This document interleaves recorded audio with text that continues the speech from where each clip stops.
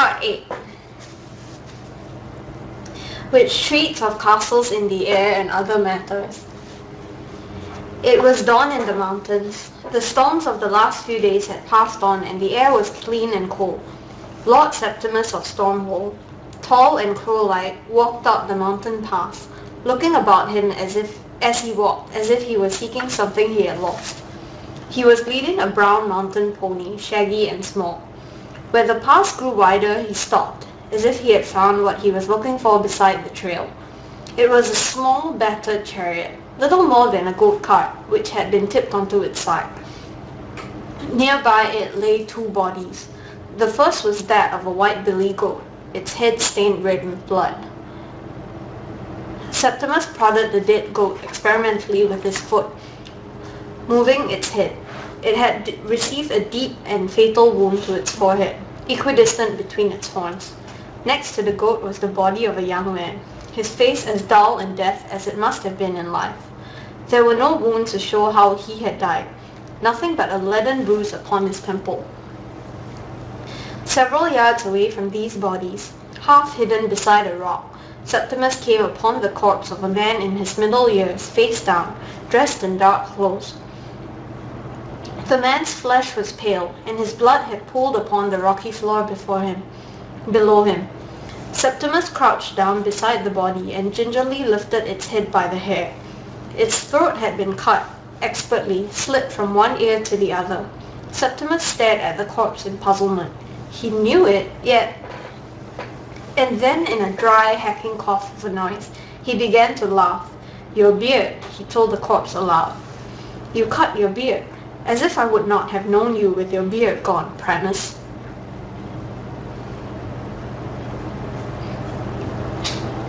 Primus, who stood, grey and ghostly, beside his other brothers, said, "You would have known me, Septimus, but it might have bought me a few moments wherein I might have seen you before you knew me." And his dead voice was nothing but the morning breeze rattling the thorn bush. Septimus stood up. The sun began to rise then over the easternmost peak of Mount Delhi, framing him in light. "So I am to be the 82nd Lord of the Stormhold," he said to the corpse on the ground, and to himself, not to mention the Master of the High Crags, Seneschal of the Spire Towns, Keeper of the Citadel, Lord High Guardian of Mount Huon, and all the rest of it. "Not without the power of Stormhold about your neck, you're not, my brother," said Quintus tartly. "And then there's the matter of revenge," said Secundus, in the voice of the wind howling through the path. "You must take revenge upon your brother's killer before anything else now. It's blood law." As if he had heard them, Septimus shook his head. "Why could you not have waited just a few more days, Brother Primus?" he asked the corpse at his feet. "I would have killed you myself. I had a fine plan for your death. When I discovered you were no longer on the heart of a dream, it took me little enough time to steal the ship's boat and get on your trail. And now I must revenge your sad carcass, and all for the honor of our blood and the Stormhold." "So Septimus will be the 82nd Lord of Stormhold," said Tertius. "There is a proverbial saying chiefly concerned with warning against too closely calculating the numerical value of unhatched chicks," pointed out Quintus. Septimus walked away from the body to piss against a grey boulder. Then he walked back to Primus's corpse. "If I had killed you, I could leave you here to rot," he said. "But because that pleasure was another's, I shall carry you with me a little way and leave you on a high crag to be eaten by eagles." With that, grunting with the effort, he picked up the sticky-fronted body and hauled it over the back of the pony. He fumbled at the corpse's belt, removing the bag of runestones. "Thank you for these, my brother," he said, and he patted the corpse on the back. "May you choke on them, if you do not take revenge on the bitch who slit my gullet," said Primus, in the voice of the mountain birds waking to greet the new day.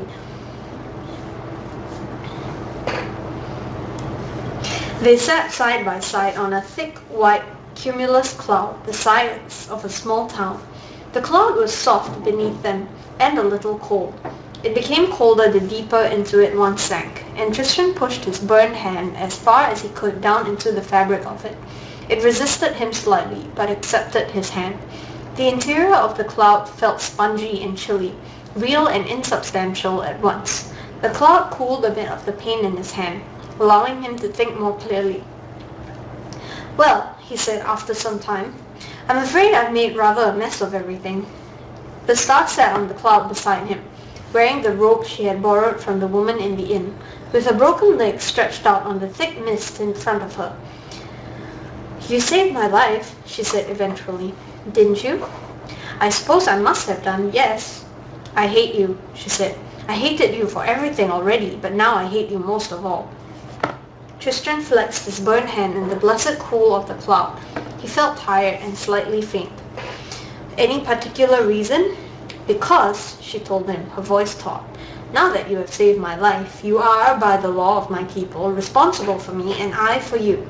Where you go, I must also go." "Oh," he said, "that's not that bad, is it? I would rather spend my days chained to a vile wolf or a stinking pig or a marsh goblin," she told him flatly. "I'm honestly not that bad," he told her. "Not when you get to know me. Look, I'm sorry about all that chaining you up business. Perhaps we could start all over again. Just pretend it never happened. Here now, my name's Tristram Thorn. Pleased to meet you." He held out his unburned hand to her. "Mother Moon, defend me," said the star. "I would sooner take the hand of it." I'm sure you would," said Tristram, not waiting to find out what he was going to be unflatteringly compared to this time. "I've said I'm sorry," he told her. "Let's start afresh. I'm Tristram Thorn. Pleased to meet you." She sighed. The air was thin and chill, so high above the ground, but the sun was warm, and the cloud shades about them reminded Tristram of a fantastical city or an unearthly town. Far, far below, he could see the real world, the sunlight pricking out every tiny tree, turning every winding river into a thin silver snail trail, glistening and looping across a landscape of fairy. "Well," said Tristram. "Aye," said the star, "it is a mighty joke, is it not? Whither thou goest, there I must go, even if it kills me." She swirled the surface of the cloud with her hand, rippling the mist. Then, momentarily, she touched her hand to Tristram's.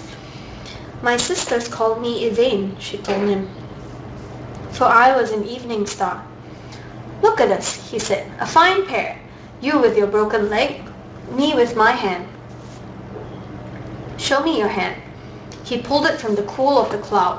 His hand was red, and blisters were coming out on each side of it and on the back of it, where the flames had licked against his flesh. "Does it hurt?" she asked. "Yes," he said. "Quite a lot, really." "Good," said Yvain. "If my hand had not been burned, you would probably be dead now," he pointed out. She had the grace to look down, ashamed. "You know," he added, changing the subject, "I left my bag in that mad woman's inn. We have nothing now, save the clothes we stand up in." "Sit down in," corrected the star. "There's no food, no water. We're half a mile or so above the world with no way of getting down, and no control over where the cloud is going. And both of us are injured. Did I leave anything out?" "You forgot the bit about clouds dissipating and vanishing into nothing," said Yvain. "They do that. I've seen them. I could not survive another fall." Tristram shrugged. "Well," he said, "we're probably doomed then. But we may as well have a look around while we're up here." He helped Yvain to her feet, and awkwardly the two of them took several faltering steps on the cloud. Then Yvain sat down again. "This is no use," she told him. "You go and look around. I will wait here for you." "Promise?" he asked. "No running away this time?" "I swear it. On my mother, the moon, I swear it," said Yvain sadly. "You saved my life." And with that, Tristram had to content himself.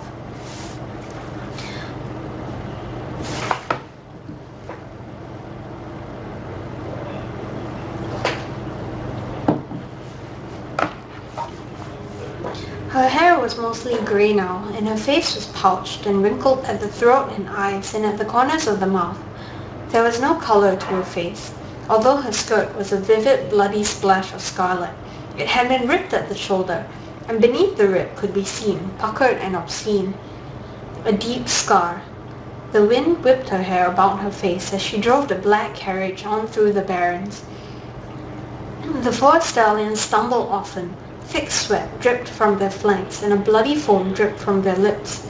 Still their hoofs pounded along the muddy path through the barrens, where nothing grows. The witch queen, oldest of the Lilin, reined in the horses beside a pinnacle of rock the color of verdigris, which jutted from the marshy soil of the barrens like a needle.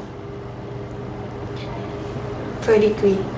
Then, as slowly as might be expected from any lady no longer in her first or even her second youth, she climbed down from the driver's seat to the wet earth. She walked. Hi! Hi. Oh my god! You're on camera. Oh, Yes. I'm sorry. Jeremy told me to come here and say hi. I didn't know you. Oh, I'm so sorry. Goodbye. He tricked you.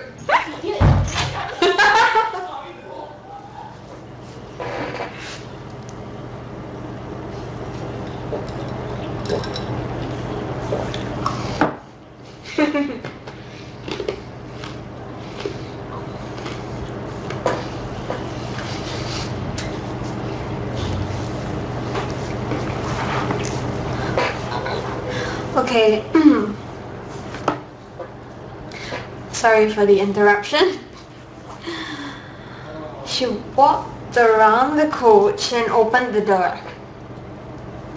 The head of the dead unicorn, her dagger still in its cold eye socket, flopped down as she did so. The witch clambered up into the coach and pulled open the unicorn's mouth. Rigor mortis was starting to set in, and the jaw opened only with difficulty. The witch woman bit down hard on her own tongue, bit hard enough that the pain was metal sharp in her mouth, bit down until she could taste the blood. She swirled it around in her mouth, mixing the blood with spittle. She could feel that several of her front teeth were beginning to come loose. Then she spat onto the dead unicorn's piebald tongue. Blood flecked her lips and chin. She grunted several syllables that shall not be recorded here, then pushed the unicorn's mouth closed once more. "Get out of the coach," she told the dead beast. Stiffly, awkwardly, the unicorn raised its head. Then it moved its legs, like a newborn foal or fawn just learning to walk, and twitched and pushed itself up on all fours, and half climbing, half falling, it tumbled out of the carriage door and onto the mud, where it raised itself to its feet. Its left side, upon which it had lain in the coach, was swollen and dark with blood and fluids. Half blind, the dead unicorn stumbled towards the green rock needle until it reached the depression at its base, where it dropped to the knees of its forelegs in a ghastly parody of prayer. The witch queen reached down and pulled a knife from out of the beast's eye socket. She sliced across its throat. Blood began to ooze, too slowly, from the gash she had made. She walked back to the carriage and returned with her cleaver. Then she began to hack at the unicorn's neck until she had separated it from the body, and the severed head tumbled into the rock hollow, now filling with a dark red puddle of brackish blood. She took the unicorn's head by the horn and placed it beside the body on the rock. Thereupon she looked with her hard grey eyes into the red pool she had made. 2 faces stared out at her from the puddle. 2 women, older by far in appearance than she was now. "Where is she?" asked the first face peevishly. "What have you done with her?" "Look at you," said the second of the Lilin. "You took the last of the youth we had saved. I tore it from the star's breath myself long, long ago, though she screamed and writhed and carried on ever so. From the looks of you, you squandered most of the youth already." "I came so close," said the witch woman to her sisters in the pool, "but she had a unicorn to protect her. Now I have the unicorn's head, and I will bring it back with me, for it's long enough since we've had fresh ground unicorn's horn in our arms." "Unicorn's horn be damned," said her younger sister. "What about the star?" "I cannot find her. It is almost as if she were no longer in fairy." There was a pause. "No," said one of her sisters.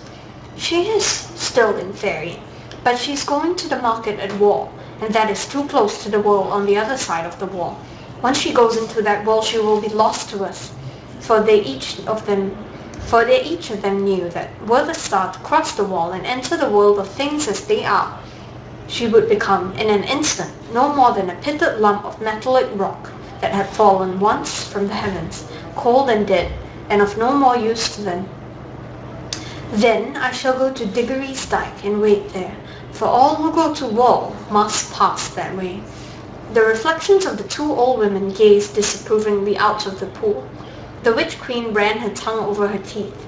That one at the top will be out by nightfall, she thought, the way it wobbles so. And then she spat into the bloody pool. The ripples spread across it, erasing all traces of the lily. Now the pool reflected only the sky over the barrens and the faint white clouds far above them. She kicked the headless corpse of the unicorn so it tumbled over onto its side. Then she took up its head, and she carried it with her up to the driver's seat. She placed it beside her, picked up the reins, and whipped the restive horses into a tired trot. Tristram sat at the top of the spire of cloud, and wondered why none of the heroes of the penny dreadfuls he used to read so avidly were ever hungry. His stomach rumbled, and his hand hurt him so. Adventures are all very well in their place, he thought, but there's a lot to be said for regular meals and freedom from pain. Still, he was alive, and the wind was in his hair, and the cloud was scudding through the sky like a galleon at full sail. Looking out over the world from above, he could never remember feeling so alive as he did at that moment. There was a skyness to the sky and a nowness to the world that he had never seen or felt or realized before. He understood that he was, in some way, above his problems, just as he was above the world. The pain in his hand was a long way away. He thought about his actions and his adventures, and about the journey ahead of him, and it seemed to Tristram that the whole business was suddenly very small and very straightforward. He stood up on the cloud spire and called, "Hello!" several times, as loudly as he could. He even waved his tunic over his head, feeling a little foolish as he did so. Then he clambered down the spire. 10 feet from the bottom, he missed his footing and fell into the misty softness of the cloud. "What were you shouting about?" asked Yvain. "To let people know we were here," Tristram told her. "What people?" "You never know," he told him. "Better I should call to people who aren't there than that people who are there should miss us because I didn't say anything." She said nothing in reply to this. "I've been thinking," said Tristram, "and what I've been thinking is this. After we're done with what I need, got you back to Wall, given you to Victoria Forrester, perhaps we could do what you need." "What I need?" "Well, you want to go back, don't you? Up into the sky, to shine again at night, so we can sort that out." She looked up at him and shook her head. "That doesn't happen," she explained. "Stars fall. They don't go back up again. You could be the first," he told her. "You have to believe. Otherwise it will never happen." "It will never happen," she told him. "No more than your shouting is going to attract anyone up here where there isn't anyone. It doesn't matter if I believe it or not. That's just the way things are. How's your hand?" He shrugged. "Hurts," he said. "How's your leg?" "Hurts," she said, "but not as badly as it did before." "Ahoy!" came a voice from far above them. "Ahoy down there! Parties in need of assistance?" Glinting golden in the sunlight was a small ship, its sails billowing, and a ruddy moustached face looked down at them from over the side. "Was that you, young fellow me lad, leaping and cavorting just now?" "It was," said Tristram, "and I think we are in need of assistance, yes." "Right-ho," said the man. "Get ready to grab the ladder then." "I'm afraid my friend has a broken leg," he called, "and I've hurt my hand. I don't think either of us can climb a ladder." "Not a problem, we can pull you up." And with that, the man tumbled a long rope ladder over the side of the ship. Tristram caught at it with his good hand, and he held it steady while Yvain pulled herself onto it. Then he climbed on below her. The face vanished from the side of the ship as Tristram and Yvain dangled awkwardly on the end of the rope ladder. The wind caught the sky ship, causing the ladder to pull up from the cloud, and Tristram and Yvain to spin slowly in the air. "Now haul!" shouted several voices in unison, and Tristram felt them being hauled up several feet. "Haul! Haul! Haul!" Each shout signaled them being pulled higher. The cloud upon which they had been sitting was now no longer below them. Instead, there was a drop of what Tristram supposed must be a mile or more. He held on tightly to the rope, hooking the elbow of his burned hand about the rope ladder. Another jerk upwards, and Yvain was level with the top of the ship's railing. Someone lifted her with care, and placed her upon the deck. Tristram clambered over the railing himself, and tumbled down onto the oaken deck. The ruddy-faced man extended a hand. "Welcome aboard," he said. "This is the free ship Perdita, bound on a lightning hunting expedition. Captain Johannes Alberic at your service." He coughed deep in his chest, and then before Tristram could say a word in reply, the captain spied Tristram's left hand and called, "Meggot! Meggot! Blast you, where are you? Over here! Passengers in need of attention. There, lad, Meggot will see to your hand. We eat at 6 bells. You shall sit at my table." Soon a nervous-looking woman with an explosive mop of carrot-red hair, Meggot, was escorting him below decks and smearing a thick green ointment onto his hand, which cooled it and eased the pain. And then he was being led into the mess, which was a small dining room next to the kitchen, which he was delighted to discover they referred to as the galley, just as in the sea stories he had read. Tristram did indeed get to eat at the captain's table, although there was in fact no other table in the mess. In addition to the captain and Meggot, there were 5 other members of the crew, a disparate bunch who seemed content to let Captain Alberic do all the talking, which he did, with his ale pot in one hand and the other hand alternately concerned with holding his stubby pipe and conveying food into his mouth. The food was a thick soup of vegetables, beans and barley, and it filled Tristram and contented him. To drink, there was the clearest, coldest water Tristram had ever tasted.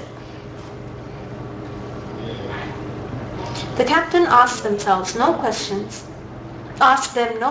about how they had came to find themselves high on a cloud, and they volunteered no answers. Tristram was given a berth with Oddness, the first mate, a quiet gentleman with large wings and a bad stammer, while Yvain berthed in Meggot's cabin, and Meggot herself moved into a hammock. Tristram often found himself looking back on his time on the Perdita during the rest of his journey through Faerie as one of the happier periods of his life, happiest. The crew let him help with the sails, and even gave him a turn at the wheel from time to time. Sometimes the ship would sail above dark storm clouds, as big as mountains, and the crew would fish for lightning bolts with a small copper chest. The rain and the wind would wash the deck of the ship, and he would often find himself laughing with exhilaration, while the rain ran down his face, and gripping the railing with his good hand to keep from being tumbled over the side by the storm.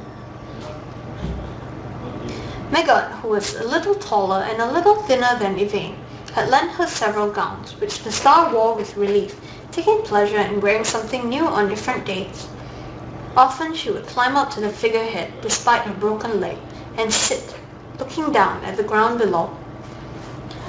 "How's your hand?" asked the captain. "A lot better, thank you," said Tristram. The skin was shiny and scarred, and he had little feeling in the fingers, but Meggot's salve had taken most of the pain and sped the healing process immeasurably.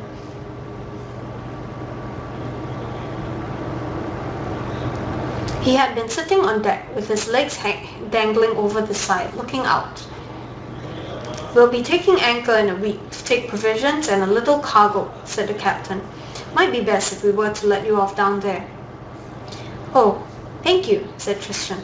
"You'll be closer to wall. Still a good 10-week journey though, maybe more, but Meggot said she's nearly got your friend's leg up to snuff. It'll be able to take her weight again soon." They sat side by side. The captain puffed on his pipe. His clothes were covered in a fine layer of ash, and when he was not smoking his pipe, he was chewing at the stem, or excavating the bowl with a sharp metal instrument, or tamping in new tobacco. "You know," said the captain, staring off toward the horizon, "it wasn't entirely fortune. that we found you? Well, it was a fortune that we found you, but it'd also be true to say that I was keeping half an eye out for you. I and a few others about the place." "Why?" said Tristan, "and how did you know about me?" In reply, the captain traced a shape with his finger in the condensation on the polished wood. "It looks like a castle," said Tristan. The captain winked at him. "Not a word to say too loudly," he said. "Even up here. Think of it as a fellowship." Tristan stared at him. "Do you know of a little hairy man with a hat and an enormous pack of goods?" The captain tapped his pipe against the side of the boat. A movement of his hand had already erased the picture of the castle. "Aye, and he's not the only member of the fellowship with an interest in your return to Wall. Which reminds me, you should tell the young lady that if she fancies trying to pass for other than what she is, she might try to give the impression that she eats something, anything, from time to time." "I never mentioned Wall in your presence," said Tristan. "When you asked where I came from, I said behind us. And when you asked where we were going, I said ahead of us." "That's my boy," said the captain. "Exactly." Another week passed, on the 5th day of which Megot pronounced Yvain's splint ready to come off. She removed the makeshift bandages and the splint, and Yvain practiced hobbling about the decks from bow to stern, holding on to the rails. Soon she was moving about the ship without difficulty, albeit with a slight limp. On the 6th day, there was a mighty storm, and they caught 6 fine lightning bolts in their copper box. On the 7th day, they made port. Tristan and Yvain said their goodbyes to the captain and the crew of the free ship Perdita. Megot gave Tristan a small pot of the green salve for his hand and for Yvain to rub onto her leg. The captain gave Tristan a leather shoulder bag filled with dried meats and fruits and fragments of tobacco, a knife and a tinder box. "Oh, it's no bother, lad. We're taking on provisions here anyway." While Megot made Yvain a gift of a blue silk gown, sewn with tiny silver stars and moons, "for it looks so much better on you than it ever has on me, my dear." The ship moored behind a dozen other similar sky ships at the top of a huge tree, large enough to support hundreds of dwellings built into the trunk. It was inhabited by people and dwarfs, by gnomes and sylvans and other, even queerer folk. There were steps around the trunk, and Tristan and the star descended them slowly. Tristan was relieved to be back on something attached to the solid ground, and yet, in some way he could never have put into words. He felt disappointed, as if when his feet touched the earth once more, he had lost something very fine. It was 3 days of walking before the harbour tree disappeared over the horizon. They travelled west, toward the sunset, along a wide and dusty road. They slept beside hedgerows. Tristan ate fruit and nuts from bushes and trees, and he drank from clear streams. They encountered few other people on the road. When they could, they stopped at small farms, where Tristan would put in an afternoon's work in exchange for food and some straw in the barn to sleep upon. Sometimes they would stop in the towns and villages along the way, to wash and eat, or in the star's case, to feign eating, and to room, whenever they could afford it, at the town's inn.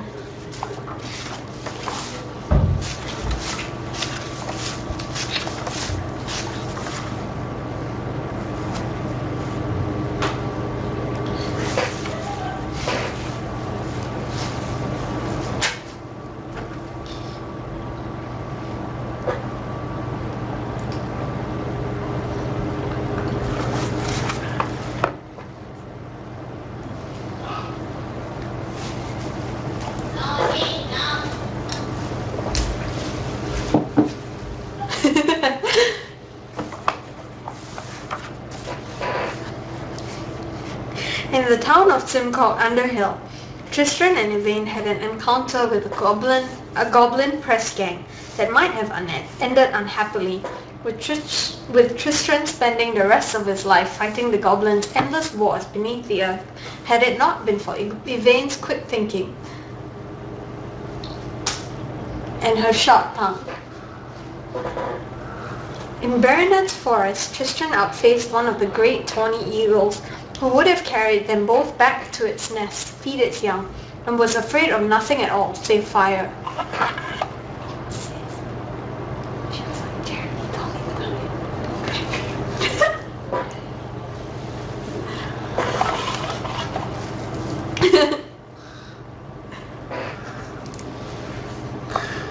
God damn it.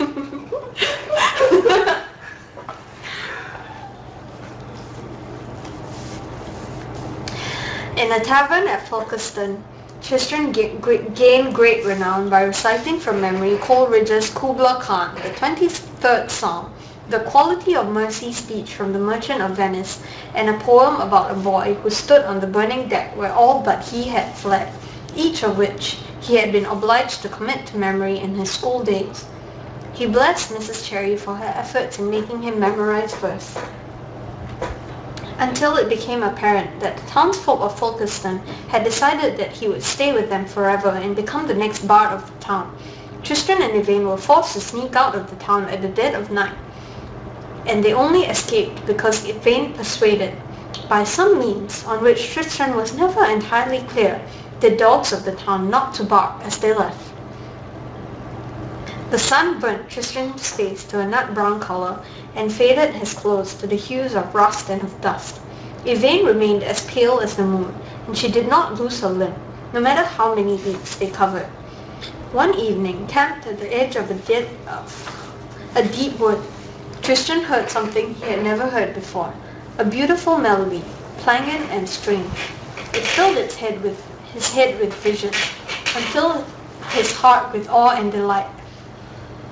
The music made him think of spaces without limits, of huge crystalline spheres which revolved in unutterable slowness through the vasty halls of the air.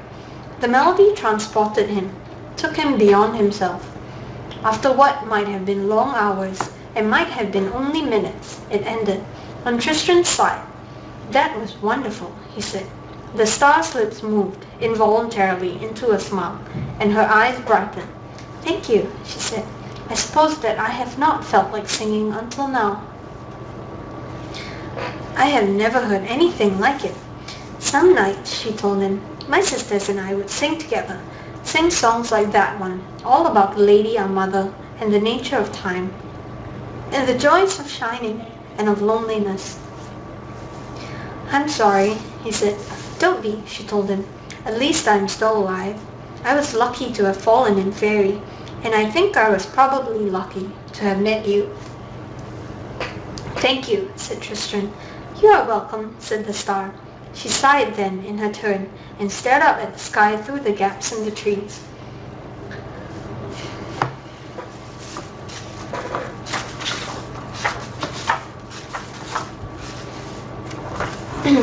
Tristan was looking for breakfast. He had found some young puffball mushrooms and a plum tree covered with purple plums which had ripened and dried almost to prunes when he spotted the bird in the undergrowth. He made no attempt to catch it. He had had a severe shock some weeks earlier, when having narrowly failed to capture a large grey-brown hare for his dinner, it had stopped at the edge of the forest, looked at him with disdain, and said, "Well, I hope you're proud of yourself, that's all," and had scampered off into the long grass. But he was fascinated by it. It was a remarkable bird, as large as a pheasant, but with feathers of all colours, garish reds and yellows and vivid blues. It looked like a refugee from the tropics, utterly out of place in this green and ferny wood. The bird started in fear as he approached it, hopping awkwardly as he came closer and letting out cries of sharp distress. Tristan dropped to one knee next to it, murmuring reassurances. He reached out to the bird. The difficulty was obvious. A silver chain attached to the bird's foot had become entangled in the twisted stump of a jutting root, and the bird was caught there by it, unable to move. Carefully, Tristan unwound the silver chain, unhooking it from the root while stroking the bird's ruffled plumage with his left hand. "There you go," he said to the bird. "Go home." But the bird made no move to leave him. Instead, it stared into his face, its head cocked on one side. "Look," said Tristan, feeling rather odd and self-conscious. Someone will probably be worried about you. He reached down to pick up the bird. Something hit him then, stunning him. Although he had been still, he felt as if he had just run into full tilt into an invisible wall. He staggered and nearly fell. "Thief!" shouted a cracked old voice. "I shall turn your bones to ice and roast you in front of the fire. I shall pluck your eyes out and tie one to a herring and the other to a seagull, so the twin sides of sea and sky shall take you into madness. I shall make your tongue into a writhing worm, and your fingers shall become razors, and fire ants shall itch your skin, so each time you scratch yourself, there is no need to belabor your point," said Tristram to the old woman. "I did not steal your bird. Its chain was snagged upon a root, and I had just freed it." She glared at him suspiciously from below her mop of iron-grey hair. Then she scurried forward and picked up the bird. She held it up and whispered something to it, and it replied with an odd musical chirp. The old woman's eyes narrowed. "Well, perhaps you say it's not a complete pack of lies," she admitted extremely grudgingly. "It's not a pack of lies at all," said Tristram. But the old woman and her bird were already halfway across the glade, so he gathered out his puffballs and his plums and he walked back to where he had left Yvain. She was sitting beside the path, rubbing her feet. Her hip pained her, and so did her leg, while her feet were becoming more and more sensitive. Sometimes at night Tristram would hear her sobbing to herself. He hoped the moon would send them another unicorn, and knew that she would not. "Well," said Tristram to Yvain, "that was odd." He told her about the events of the morning, and thought that was the end of it. He was, of course, wrong. Several hours later, Tristram and the star were walking along the forest path when they were passed by a brightly painted caravan, pulled by 2 grey mules, and driven by the old woman, who had threatened to change his bones to ice. She reined in her mules and crooked a bony finger at Tristram. "Come here, lad," she said. He walked over to her warily. "Yes, ma'am." "Seems I owe you an apology," she said. "Seems you were telling the truth." "Jumped to a conclusion." "Yes," said Tristram. "Let me look at you," she said, climbing down into the roadway. Her cold finger touched the soft place between Tristram's chin, forcing his head up. His hazel eyes stared into her old green eyes. "You look honest enough," she said. "You can call me Madame Semel. I'm on my way to walk for the market. I was thinking that I'd welcome a boy to work my little flower stall. I sells glass flowers, you know, the prettiest things that ever you did see. You'd be a fine market lad, and we could put a glove over that hand of yours, so you'd not scare the customers. What do you say?" Tristram pondered and said, "Excuse me," and went over and conferred with Yvain. Together they walked back to the old woman. "Good afternoon," said the star. "We have discussed your offer, and we thought that—" "Well?" asked Madame Semel, her eyes fixed upon Tristram. "Don't just stand there like a dumb thing. Speak! Speak!" "I had no desire to work for you at the market," said Tristram, "for I have business of my own that I shall need to deal with there. However, if we could ride with you, my companion and I are willing to pay you for our passage." Madame Semel shook her head. "That's of no use to me. I can gather my own firewood, and you'd just be another weight for faithless and hopeless to pull. I take no passengers." She climbed back into the driver's seat. "But," said Tristram, "I would pay you." The harridan cackled with scorn. "There's never a thing you could possess that I would take for your passage. Now if you'll not work for me at the market at Wall, then be off with you." Tristram reached up to the buttonhole of his jerkin and felt it there, as cold and perfect as it had been through all his journeying. He pulled it out and held it up to the old woman between finger and thumb. "You sell glass flowers, you say?" he said. "Would you be interested in this one?" It was a snowdrop made of green glass and white glass, cunningly fashioned. It seemed as if it had been plucked from the meadow grass that very morning, and the dew was still upon it. The old woman squinted at it for a heartbeat, looking at its green leaves and its tight white petals. Then she let out a screech. It might have been the anguished cry of some bereft bird of prey. "Where did you get that?" she cried. "Give it to me! Give it to me this instant!" Tristram closed his fingers about the snowdrop. concealing it from view, and he took a couple of steps backwards. He said aloud. It occurs to me now that I have a deep fondness for this flower, which was a gift from my father when I commenced my travels, and which, I suspect, carries with it a tremendous personal and familial importance. Certainly it has brought me luck of one kind or another. Perhaps I would be better off keeping the flower, and my companion and I can walk to wall. Madame Semel seemed torn between her desire to threaten and to cajole, and the emotions chased each other so nakedly across her face that she seemed almost to vibrate with the effort of keeping them in check. And then she took herself in hand and said, in a voice that cracked with self-control, "Now, no need to be hasty. I am certain that a deal can be struck between us." "Oh," said Tristan, "I doubt it. It would need to be a very fine deal to interest me, and it would need certain guarantees of safe conduct and such safeguards as to assure that your behavior and actions toward me and my companion remained at all times benign." "Let me see the snowdrop again," pleaded the old woman. The bright-colored bird, its silver chain about one leg, fluttered out of the open door of the caravan and gazed down at the proceedings beneath. "The poor thing," said Yvain, "chained up like that. Why do you not set her free?" But the old woman did not answer her, ignoring her, or so Tristan thought, and said, "I will transport you to Wall, and I swear upon my honor and upon my true name that I will take no action to harm you upon the journey, or by inaction or indirect action allow harm to come to me or my companion? As you say." Tristan thought for a moment. He certainly did not trust the old woman.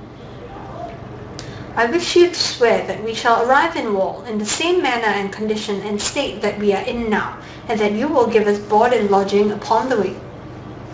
The old woman clucked, then nodded. She clambered down from the caravan once more and hopped, then spat into the dust. She pointed to the glob of spittle. "Now you," she said. Tristan spat next to it. With her foot she rubbed both wet patches so they conjoined. "There," she said, "a bargain's a bargain. Give me the flower." The greed and hunger was so obvious in her face that Tristan was now certain he could have made a better deal, but he gave the old woman his father's flower. As she took it from him, her face broke into a gap-toothed grin. "Why, I do think that this is the superior of the one that damnable child gave away almost 20 years gone.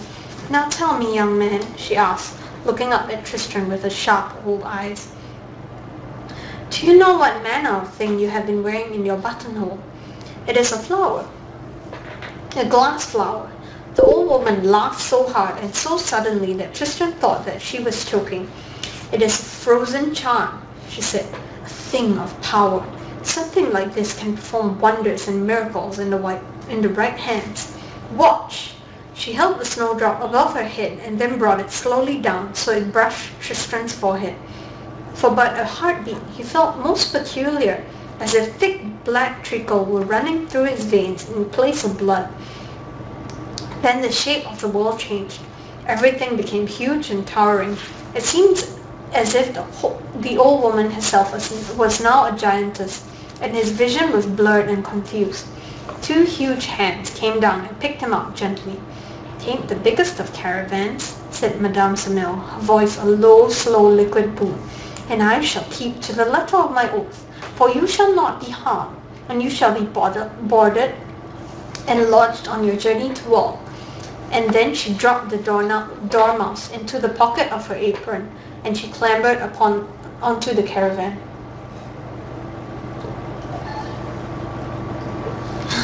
Voice tired. "And what do you propose to do to me?" asked Yvain. But she was not entirely surprised when the woman did not reply. She followed the old woman into the dark interior of the caravan. There was but one room. Along one wall was a large showcase made of leather and pine, with 100 pigeonholes in it, and it was in one of these pigeonholes, in a bed of soft thistledown, that the woman placed the snowdrop. Along the other wall was a small bed, with a window above it, and a large cupboard. Madame Semel bent down and pulled a wooden cage from the cluttered space beneath her bed. and she took the blinking dormouse from her pocket and placed it into the cage. Then she took a handful of nuts and berries and seeds from a wooden bowl and placed them inside the cage, which she hung from a chain in the middle of the caravan. "There we go," she said, "board and logic." Yvain had watched all this with curiosity from her seat on the old woman's bed. "Would I be correct," she asked politely, "in concluding from the evidence to hand, to wit, that you have not looked at me, or if you had, your eyes have slipped over me, that you have not spoken a word to me, and that you have changed my companion into a small animal with no such provision for myself, that you can neither see me nor hear me?" The witch made no reply. She walked up to the driver's seat, sat down and took up the reins. The exotic bird hopped up beside her, and it chirruped once curiously. "Of course I've kept my word. To the letter," said the old woman, as if in reply. "He shall be transformed back at the market meadow, so shall regain his own form before he comes to war. And after I have turned him back, I shall make you human again, for I still have to find a better servant than you are, silly slut. I could not have been doing with him underfoot all the livelong day, poking and prying and asking questions, and I'd have had to have fed him into the bargain, more than nuts and seeds." She hugged herself tightly and swayed back and forth. "Oh, you'll have to get up pretty early in the morning to put one past me. And I do believe that bumpkin's flower was even finer than the one you lost to me all those years ago." She clicked her tongue and shook the reins, and the mules began to amble down the forest track. While the witch drove, Yvain rested upon her musty bed. The caravan clacked and lurched its way through the forest. When it stopped, she would awake and rise. While the witch slept, Yvain would sit on the roof of the caravan and look up at the stars. Sometimes the witch's bird would sit with her, and then she would pet it and make a fuss of it, for it was good to have something about that acknowledged her existence. But when the witch was about, the bird ignored her utterly. Yvain also cared for the dormouse, who spent most of his time fast asleep, curled up with his head between his paws.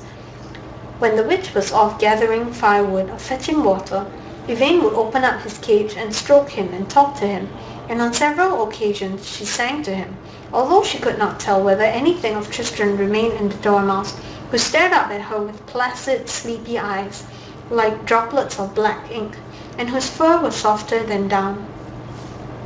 Her hip did not pain her now that she was not walking every day, and her feet did not hurt her so much. She would always limp, she knew, for Tristan was no surgeon when it came to mending a broken bone, although he had done the best he could. Maggot had acknowledged as much. When, as happened infrequently, they encountered other people, the star did her best to stay out of sight. However, she soon learned that even should someone talk to her within the witch's hearing, should someone, as once a woodcutter did, point to her and ask Madame Semel about her, the witch never seemed able to perceive Yvain's presence or even to hear anything pertaining to her existence. And so the weeks passed in a rattling, bone-jarring sort of way in the witch's caravan, for the witch and the bird and the dormouse and the fallen star. Okay, I'm done.